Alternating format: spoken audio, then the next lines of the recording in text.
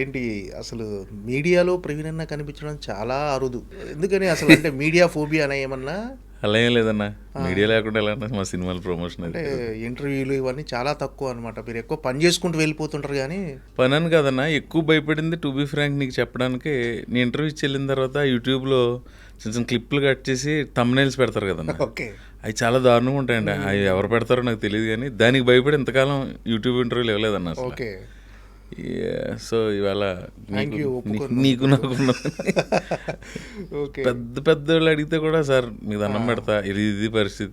ఎందుకంటే ఆ తమ్నైల్స్ ఎంత దారుణంగా పెడతారంటే మీకు తెలియదు కదా, మళ్ళీ అవి రిపీట్ చేసుకుని ఆ టాపిక్ని మళ్ళీ రిపీట్ చేయడం నాకు ఇష్టం లేదు. కానీ దానివల్ల ఎక్కడి నుంచో ఊరి నుంచి ఫోన్ చేసి ఏంటి ఇదంట కదా అని అడుగుతుంటే ప్రశాంతంగా ఉన్న జీవితంలోకి ఆ ఫోన్లు వచ్చి ఎంత డిస్టర్బ్ చేస్తాయి అంటే ఆ తమ్నైల్స్ పెట్టే వాళ్ళకి ఎంత అంటే మరి ఏ రకమైన లాభం ఉందో నాకు తెలియదు. కానీ మీకు వచ్చే లాభం కంటే మేము సఫర్ అయ్యేది ఎక్కువ ఉంటుంది. అదైతే వాళ్ళకి చెప్పాలనుకున్నాను నేను. ఓకే. ఓకే. అంటే ఇంటర్వ్యూలు ఇవ్వకపోయినా మీరు ఎక్కడైనా ఈవెంట్కి వచ్చినా అవి తమ్నైల్స్లో వెళ్ళిపోతుంటాయి, తమ్నైల్లా పెట్టేస్తుంటారు ఎక్కువ అన్న. ఇప్పుడు నేను ఉన్నానన్నా, పెద్దోళ్ళు ఎవరో మాట్లాడితే ఇప్పుడు మనకు ఒక విషయం తెలియాలంటే ఎవరైనా చెప్పాలి ఆర్ ఎక్కడైనా చదవాలి. ఓకే.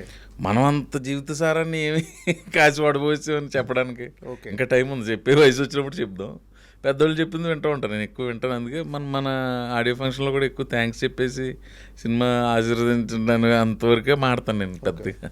కానీ ఈ ఇంటర్వ్యూ విషయంలో మాత్రం మీరు అలా సఫర్ అవ్వకుండా రాంగ్ తమ్నైల్ వెళ్ళకుండా 100% మీకు assurance. Thank you so much. మీరు లోపల ఏది మాట్లాడారో అదే ఉంటుంది ఖచ్చితంగా తమ్నైల్. ఏంటి భయ్య ఎలా ఉంది జర్నీ? బాగానే ఉందన్న. దిల్ రాజు గారు ఇచ్చారు ఫస్ట్ అవకాశం కొత్త బంగారు లోకం, అప్పటి నుంచి అలా డైరీ అసలు ఖాళీ లేనట్టుంది కదా అసలు. అలా ఏముండదన్న, ఖాళీ వస్తూ ఉంటుంది ఒకసారి, క్యాన్సిలేషన్లు ఉంటాయి, వర్షాలు ఉంటాయి. ఏదైనా క్యాన్సిలేషన్ అయితేనే ఆ రోజు కొంచెం ఫ్రీ ఉంటుంది. అలానేం కదా మరి 365 days అంత పని ఉంటుంది. సండే అలాగే షూటింగ్ ఉండదు ఎప్పుడో, కానీ మధ్య మధ్యలో 1-2 రోజులు గ్యాప్లు వస్తుంటాయి ఎవరికైనా. అంటే ఒక 17 years అయిందా మీరు జర్నీ స్టార్ట్ చేసి? 2008 బంగారు లోకం first cinema 8 October 9th. So 17 years. 17th year.